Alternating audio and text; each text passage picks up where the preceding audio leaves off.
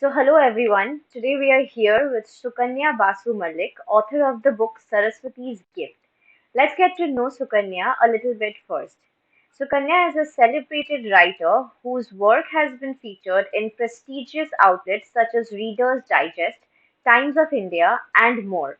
She has earned recognition with awards like the Best Manuscript Award at Mumbai Lit O Fest 2018. Additionally, uh, her story "Healing of Wounds" received accolades under the mentorship of Ruskin Bond. Currently, Sukanya is immersed in research blending scholarly pursuits with dynamic storytelling. Hi Sukanya, we welcome you to Authors Interview today. Can you tell us a little bit about your book Saraswati's Gift? Okay, so thank you so much for your encouraging words. Hearing them about myself every time when I speak to your team is very nice, and it makes me feel very humble that I am able to connect back to your team over and over again through different book projects. And like you know already, Saraswati's Gift, this is the book. This is the second book in the Three Devi series which we had launched, and Lakshmi's Gift is the one which we are about to release this year during Diwali. And this is the first book. This is how it all started, actually. Yes. So, to tell you more about Saraswati's Gift, I think I should go back to the story of Durga itself. So, I was writing a lot of short stories and poems, and they were all being published in the traditional format, which is you just have text, and maybe occasionally, if it's a poetry book, you do have some graphics with that. But I think I saw this on some social media account of one of my fellow authors that she had collaborated with the team of Kyoto for one of her children's books. And I thought, why not give it a try?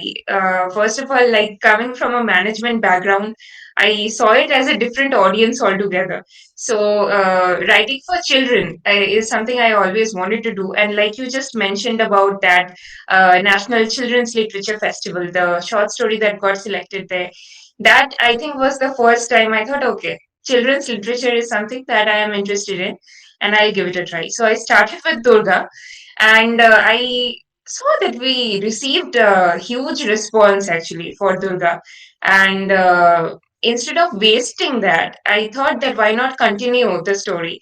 And originally, if you look at the mythology, it's the Three Devi series should ideally be in the order of Saraswati, then Lakshmi, and then Parvati or Durga. But I think we started the opposite way round. But I think it's going good. So in Durga, I didn't dare to tamper much with the storyline, however it was, how I was told the story as a Bengali child from a Bengali household. I kept it like that. Didn't try to pour in too much creativity because I didn't know what the response would be. But one of my readers posted on Instagram, and this was a very organic review. This is not something that I got done. So that person mentioned that she would have loved to read if we could infuse some amount of, say, science fiction or something, or any other kind of creativity, which she didn't hear as a child, because this is the story that was there intact in its original form. So with Saraswati's Gift, I tried infusing my own creativity. So I introduced a different character named Meera. So when you go through the title, the subtitle has her name, Meera. So we did try bringing an intervention of Saraswati, but we had the main character as Meera, who discovers that she has this capability of writing her own future or her own reality. So she discovers as she grows up that this is actually strange. It's not like shakalaka boom boom. You write something that happens and you carelessly use it. She actually discovered it could be dangerous as well. So it's all about how Saraswati, goddess Saraswati, guides her, and she uses it for the overall benefit of humanity. Okay, so how did you come up with the title of this book? So to come up with the title, I didn't have to brainstorm much because I already knew that we are going to have three parts to this series. So, and the main character's name, like the goddess, their name has to be there on the cover. That is something I knew. So it's a little bit of alteration here and there, and I think it was a day or two's work to brainstorm and discuss ideas with my beta readers, and they helped me a lot to finalize everything, whether it be the script, the title, subtitle, everything. So, what was your inspiration behind writing this book? So to tell you the truth, when I started, I just started because this is a new area. I've never, created much in the area of children's literature. So I wanted to give it a try. And I think also being in Chennai was a huge part because I am away from home completely. So I was missing the culture. During Durga Puja, I think I was like, I need some amount of Durga Puja over here. So how to create it for yourself is through writing. So that's how it started, and then I think I delved more into how these goddesses are linked to each other, what kind of fiction I can create with what is already existing in the literature. So that's how I think we started, and we are continuing with this series. Okay, so what was your writing process like, all for Durga and Saraswati's gift and the next one coming up?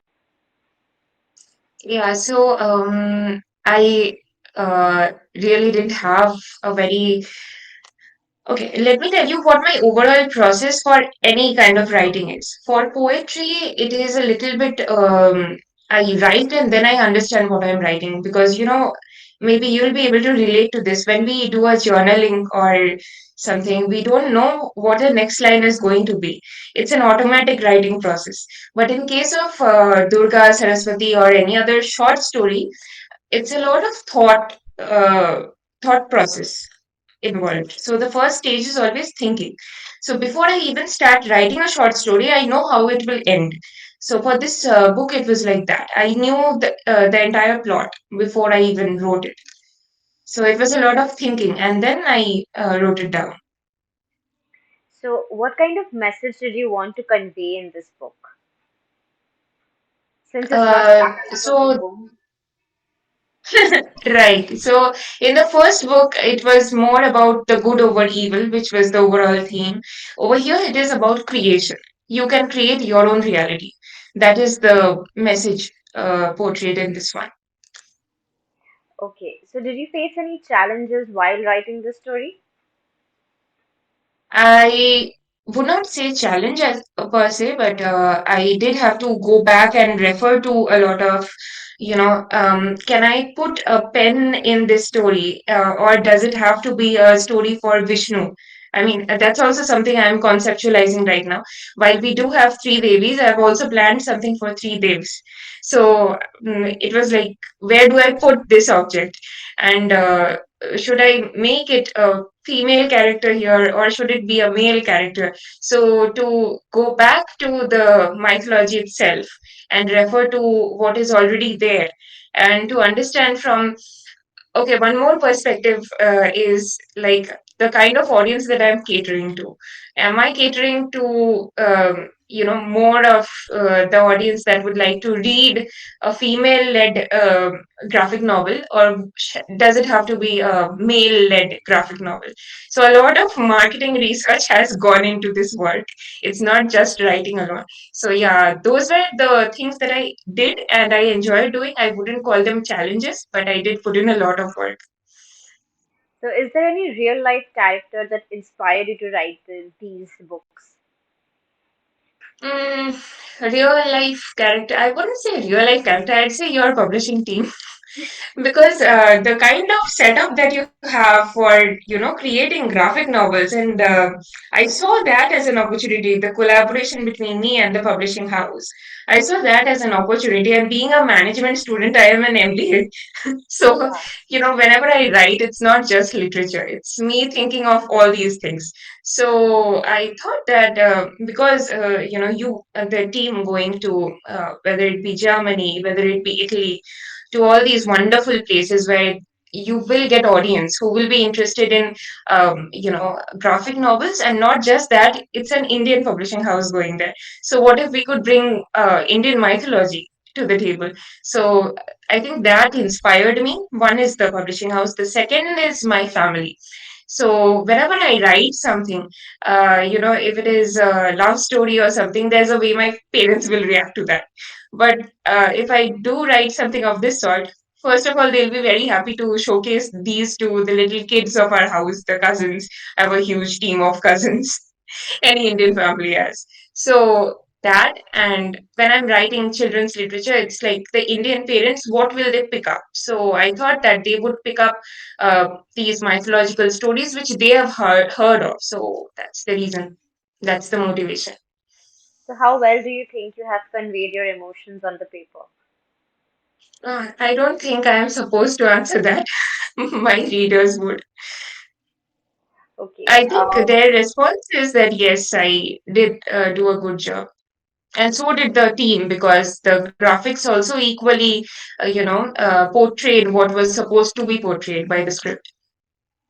Yes. So, what kind of responses have you received so far for Durga and for Saraswati's gift? Since Saraswati's gift is launched recently. Yeah, so Saraswati's gift is still, we are yet to receive feedback on that. We received a couple of messages. I received a couple of emails stating that while they love it and they loved Durga as well.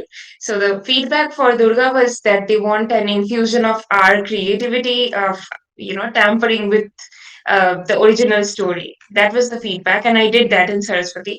For Saraswati, the feedback is it should be longer, and they want to read more of it. But I cannot make a graphic novel very long. So that's a limitation which we are facing, which we will not be able to address in Lakshmi as well. Because I mean, how long can you make a graphic novel? So yeah, that's a feedback. But overall, they are liking it, which is why they want to read more of it. So, do you have any idea of having a part two of Saraswati's gift or part two of Lakshmi if once the Lakshmi is released? Um, I think I'll put a poll for my readers to answer that. But what I have visualized as of now in the works, we have the other one, Lakshmi, that is there, and the manuscript has been submitted. We are in the process of publishing it. The next two will actually be my break from this series, because I don't want to go on writing this series like the male counterparts, like I told you. The Vishnu, then Shiva, that series is in progress.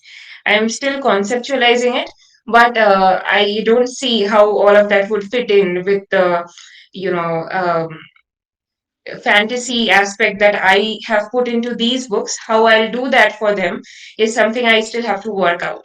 But the other thing that I'm working on is two book series, and it is also about goddesses from India, but they are not that appreciated, I would say, not that very talked of.